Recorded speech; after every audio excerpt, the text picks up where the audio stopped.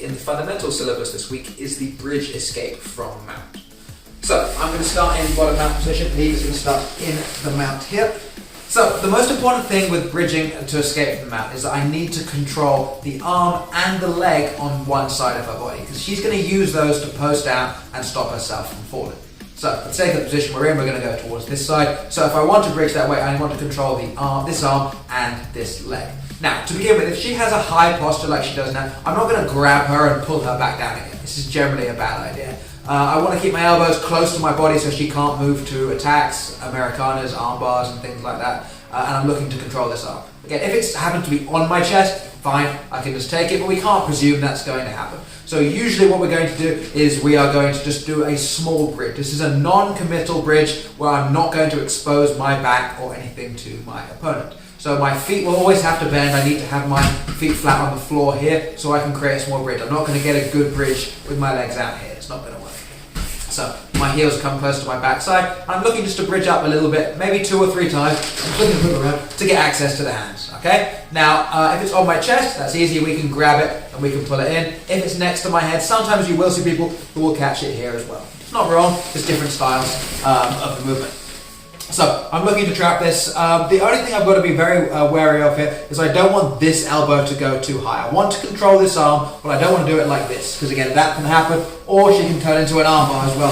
Both of these are bad things. Okay? So usually my favorite grip of choice for this is going to be this hand low and this hand high, which keeps my arms relatively safe. Again, it is acceptable to do this, but the more I go with this, the more this elbow goes up, the more things can begin to go wrong.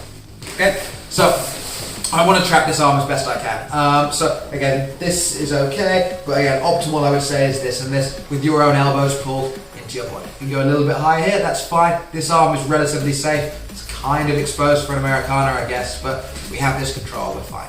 So I want both my elbows locked in here.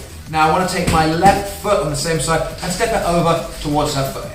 Again, it may not actually trap it, it does depend a little bit on how flexible you are and the relative size, but I just want to be, if possible, a little bit limiting towards her ability to base this leg out. If I'm here, it's possible she'll step this leg out. And yes, I can use this in combination to replace my guard, so I can use that space sometimes. If I'm trying to actively bridge her, I need to make sure she doesn't do that, because that will always stop the bridge, even if it does open other options. So I want to grab, usually again, this sort of material is quite a nice option. Pull the elbow down here. Foot goes close towards it. I'm going to look over my left shoulder, I'm going to bridge up and I'm going to go diagonally this way. I can't just pull her sideways, okay? Her weight is still back here. Okay, I need to bring her head over mine. So I want the movement, initially when you're first learning it, think of it as going upwards and then sideways, and then if you're okay with that, eventually move into doing it diagonally full on. So aim just to go straight this way. For now, again, control, both feet flat, my left heel is kind of hooking her ankle to stop her basing out. I want to go upwards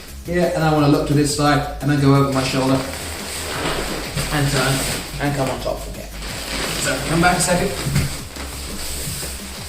So again, if I need to, again, we bump a little bit, we grab hold of the arm, we catch it in here, my left foot traps here. If you are okay with going up and then sideways, the next aim is to go directly here. Also important is I have to be thinking of when I bridge, I want to end up on my knee. So I can't just commit just exploding and pushing her that way. That's not going to help me because it doesn't get me out of the position. It may push her off me if I'm really strong. I may get my guard back. But my aim is to rotate so I'm no longer on the bottom, I'm on the top. So I need my right knee to go all the way over onto the floor here. So the movement is completed when I'm facing down towards the floor, not when I throw her off me.